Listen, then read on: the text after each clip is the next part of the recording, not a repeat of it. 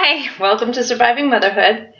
So I am totally multitasking, working on a snack, but Brian just left to go pick up Matthew from work, and so I have a few quiet minutes in the house, and I thought I would take advantage of the time to do my devotion for this week.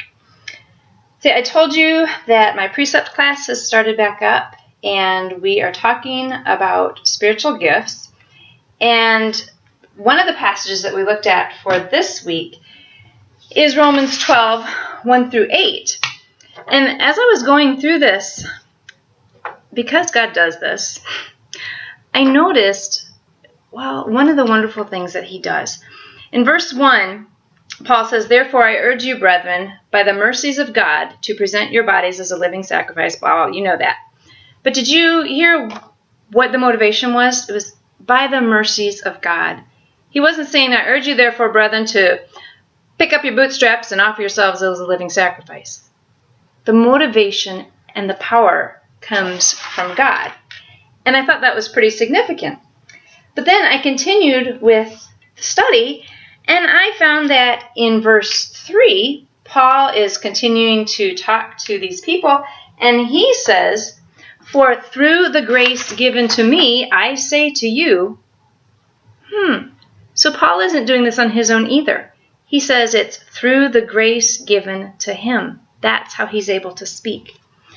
And then farther down in verse 6, it says, "Since we have gifts that differ according to the grace given to us, each of us is to exercise them accordingly." The gifts that we have, again, are not things that God expects us to muster up all of our strength and charm and wit and everything and exercise on our own. He says the gifts were given to us by grace, and according to that grace, that's how we're to exercise them. So I was encouraged by that because I don't know about you, but I don't feel strong enough to do anything on my own. I'm not smart enough. I'm not wise enough. I'm just not enough. But he is. And then last night, I was reading in this book that a friend gave to me. And there's this verse from 1 Corinthians 10, verse 13. It says, "No testing has overtaken you that is not common to everyone.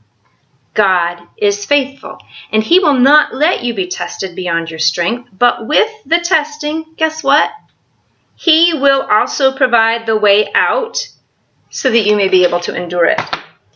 Again, we've got a picture of God giving us what we need.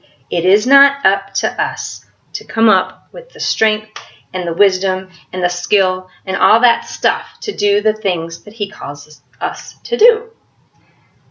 And there was one other example I was thinking of, and you'll see it on my sidebar of the blog.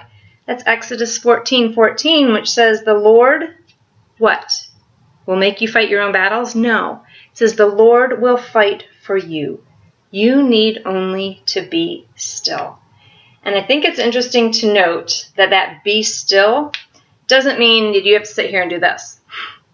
The "be still" is actually referring to our mouths. I love the way the Message Bible states this verse. It says, "The Lord will fight for you, and you keep your mouth shut." In other words, don't argue with him. He knows what he's doing. He's going to equip you. He's going to take you through the stuff that you're going through. He's not going to leave you alone in it to figure out your own way. No, the Lord will fight for you. And he's going to take care of you. So, I pray that these thoughts are encouraging to you. I pray that whatever you're facing today, you will face it with the knowledge that the Lord of the universe sees you and knows you, and he's going to equip you and carry you through this thing. You don't have to do it alone. He is with you. Now you go, and you have a wonderful, Jesus-full day, knowing that he's with you.